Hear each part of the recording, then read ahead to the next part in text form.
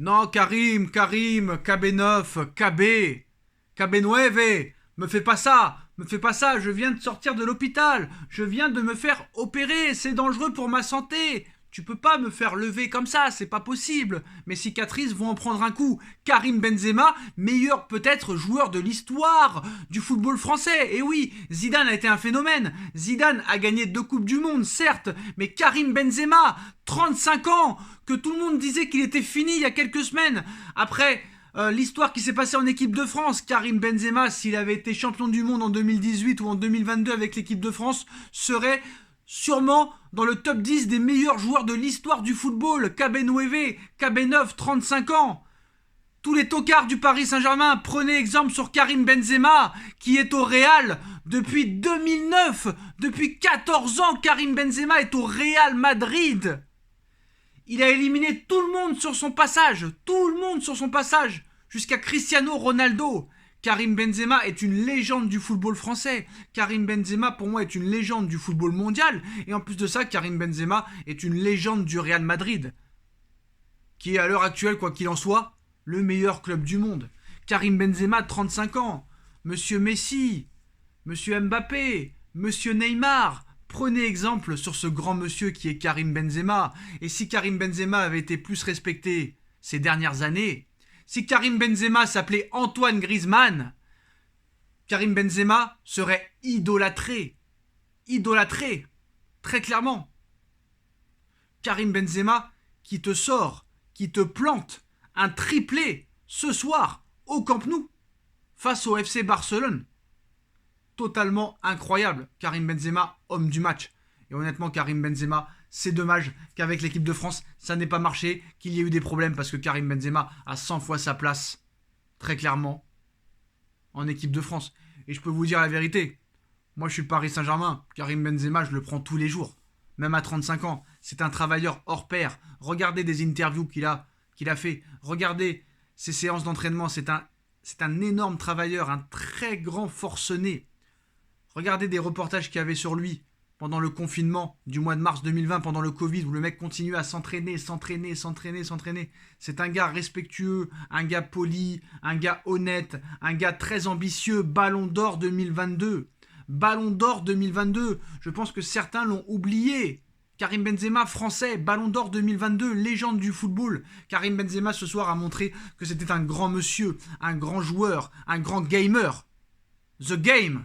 Je t'appelle ce soir The Game, KB9, KB9, phénoménal, remarquable, exemplaire, exceptionnel, formidable, fantastique.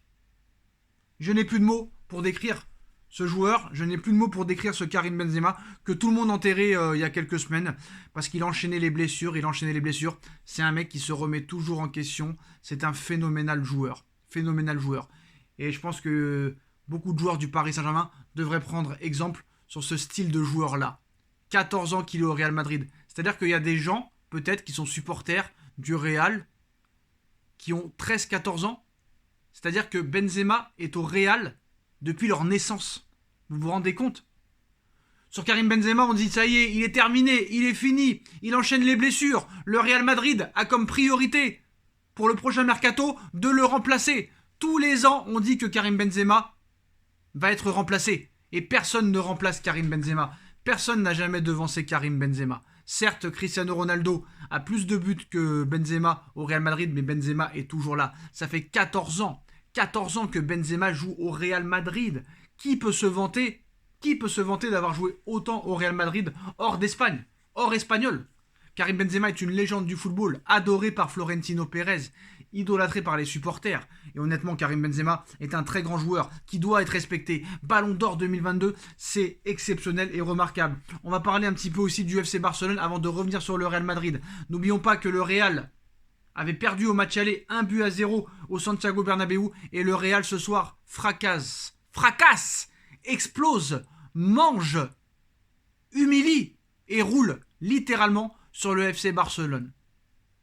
Le FC Barcelone qui très clairement, depuis l'arrivée de Xavi, même avant, le Barça est fort avec les faibles et faible avec les forts. C'est la vérité. Xavi n'est pas l'homme de la situation. Xavi a été un très grand joueur de football, une légende du football espagnol, une légende du Barça, mais en tant qu'entraîneur, ça le fait pas, ça le fera pas. Pour preuve, le Barça n'arrive même plus à passer les poules de Ligue des Champions et le Barça, même renversé en Europa League, n'arrive pas à dépasser les huitièmes ou les quarts de finale d'Europa League. C'est-à-dire que très clairement, Xavi peut gagner 3-0, 1-0, 1-0 contre des Osasuna, contre des Bilbao ou contre n'importe quelle petite équipe, et dès que c'est du lourd, c'est terminé. La preuve contre le Real, la preuve contre Manchester United, la preuve contre les grosses équipes, très clairement.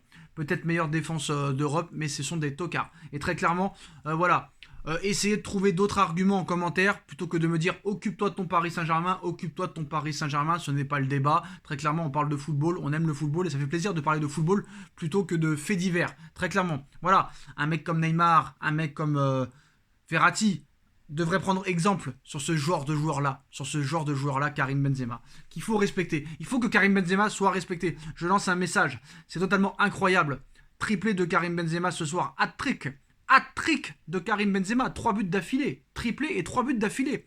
C'est totalement remarquable. Vinicius Junior aussi avait ouvert le score avant ce triplé de Karim Benzema en deuxième mi-temps. Voilà, un doublé en 8 minutes. Et en plus de ça, triplé. Donc il est exceptionnel, remarquable. On va me dire, oui, c'est sur penalty, t'exagères, nanani, nanana. Arrêtez un petit peu, les penalties, il faut les mettre. Les penalties, c'est des frappes, c'est des buts. Donc à un moment donné, il faut arrêter.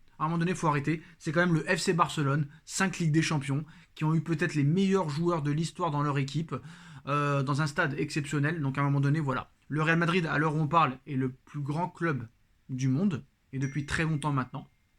Et je pense que le Real Madrid... honnêtement, je pense que, encore une fois, le Real Madrid gagnera la Ligue des Champions cette saison. Enregistré, screené, et on en reparle au mois de juin. Le Real Madrid remportera la Ligue des Champions. Le Barça sera champion d'Espagne, mais le Real Madrid, je pense, non seulement gagnera la Coupe d'Espagne, mais en plus de ça, gagnera la Ligue des Champions, encore une fois, et ils gagneront leur 15e Ligue des Champions. J'en suis sûr et certain. Ils vont laisser tomber le championnat, et ils vont jouer à fond cette Coupe d'Espagne qui sera un tremplin, on va dire, pour la Ligue des Champions. Maintenant, voilà. Après, c'est possible aussi que tu fasses une remontada en Liga. Mais voilà, ce Real Madrid est exceptionnel. Presque pas de recrues depuis 2019. On retient personne. Tu veux partir, tu pars. Que tu t'appelles Ronaldo, que tu t'appelles Ramos, que tu t'appelles Varane, que tu t'appelles n'importe qui. Voilà, Karim Benzema, exceptionnel. Pérez, le plus grand dirigeant de football de l'histoire pour moi, très clairement. Et je vais vous dire la vérité, ce club-là ne sera jamais dépassé. Quand il sera dépassé, on sera mort, quoi qu'il arrive. Et très clairement, quand tu vois le Real Madrid, tu vois qu'au Paris Saint-Germain, ça ne marchera jamais. Très clairement, ça ne marchera jamais. Voilà, très clairement. Ce n'est pas un club qui sait se remettre en question, c'est un club marketing et rien d'autre. Le Real Madrid est une institution. Moi, je suis désolé. C'est la preuve que très clairement, le Qatar ne veut que faire de l'argent et pas gagner des matchs, très clairement. Regardez les recrutements du Real Madrid depuis ces dernières années. Presque rien. D'accord, Tchouaméni, mais avant Tchouaméni, presque rien. Presque rien. Kamavinga, 35 millions. Tchouaméni, encore 2 Français, mais sinon il n'y a pas grand-chose. Et je suis désolé de le dire, pour le Barça. On s'est moqué de moi, on m'a dit « Ouais, t'exagères avec Pedri, il est pas si exceptionnel que ça, t'exagères, tout ça. » Et je suis désolé, ce soir, Pedri n'est pas là, le Barça est au bois. À chaque fois que Pedri n'est pas là, le Barça est inexistant et fantomatique. Et en plus de ça, il met Gavi, ailier gauche. Tu mets Gavi, ailier gauche, qui n'a jamais joué ailier gauche de sa vie. Mettez-moi un match où Gavi a joué ailier gauche. Vous allez m'inventer qu'il a déjà joué ailier gauche et il n'a jamais joué ailier gauche. C'est pas possible. Et j'avais raison aussi, quand j'avais dit que Valverde est beaucoup mieux dans l'axe qu'à gauche. Et depuis qu'Ancelotti a replacé Valverde dans l'axe, Valverde est exceptionnel, remarquable. Peut-être l'un des meilleurs milieux à l'heure où on parle. Pour moi, Valverde est devant Kevin De Bruyne. Vous pouvez screener, vous pouvez partager, je m'en fous. Valverde est complètement impressionnant, exceptionnel, remarquable. Et que dire encore une fois de Toni Kroos, de Luka Modric, exceptionnel. Un David Alaba, remarquable. Un Kamavinga, qui est très clairement maintenant à trouver son poste de prédilection, qui est officiellement un latéral gauche. Bravo à monsieur Carlo Ancelotti. Carlo Ancelotti, pour rappel, qui était entraîneur du Paris Saint-Germain, qu'on a viré comme un malpropre. Qu'on qu'on a mis ex aequo au trophée UNFP avec Christophe Galtier, qui est en train de couler le Paris Saint-Germain. On a viré un coach comme ça, très clairement. C'est une honte absolue, très clairement. Je pourrais parler pendant des heures, mais voilà. Entre Carlo Ancelotti et Xavi, il n'y a pas photo. Entre Carlo Ancelotti et Galtier, il n'y a pas photo. Et moi, je vais vous dire la vérité, hein. Très clairement, si Ancelotti part du Real, Paris doit tout faire pour le faire venir. Laissez tomber Nagelsmann, laissez tomber Thiago Motta, laissez tomber tous ces merdes, tous ces tocards. Moi voilà, Nono me dit que c'est une bonne chose Nagelsmann. Pour moi, Nagelsmann, non, ce n'est pas bon. Un mec comme Ancelotti qui connaît la maison parisienne, Carlo Ancelotti doit revenir au Paris Saint-Germain. Mais est-ce que Carlo Ancelotti acceptera de revenir?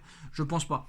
Et moi franchement, je vois pas pourquoi le Real cherche un nouveau entraîneur. Le Real gagnera la Ligue des Champions, je peux vous le dire. La 15e Ligue des Champions de son histoire, c'est pour cette année, pour le Real Madrid. Très clairement. Voilà. Ils ont une équipe qui est faite pour ça. Qui est faite pour les très gros matchs. Et pour les matchs de Coupe d'Europe. Très clairement. Regardez contre Liverpool. Regardez l'année dernière. Regardez en 2018. Regardez en 2017. Regardez en 2016. Regardez en 2014. Je pourrais parler pendant des heures. Donc voilà. C'est une énorme institution. C'est un énorme club de football. Le meilleur club du monde. Et bravo à monsieur Florentino Pérez. À ses dirigeants. À ses conseillers. À ses recruteurs. Voilà. Honnêtement, incroyable. Et grand respect à monsieur Karim Benzema, qui pour moi est le meilleur joueur français à l'heure actuelle, ça c'est sûr et certain. Est-ce qu'il est le meilleur joueur de l'histoire du football français? Zidane quand même c'est du lourd, donc il y a débat. Thierry Henry aussi a été remarquable, mais voilà. Je pense que Karim Benzema, malheureusement, l'absence de trophée en équipe de France, à part cette Ligue des Nations, ne fait pas de lui le meilleur joueur de l'histoire du football français. Mais ça reste, quoi qu'il en soit, un top 3. Et Karim Benzema, KB9, je te rends hommage ce soir. Victoire du Real Madrid 4-0 en Coupe d'Espagne face au FC Barcelone. Dites-moi en commentaire ce que vous en pensez. On like, on partage, on commente, on s'abonne. Et on se retrouve très vite pour une nouvelle vidéo. Tchuss.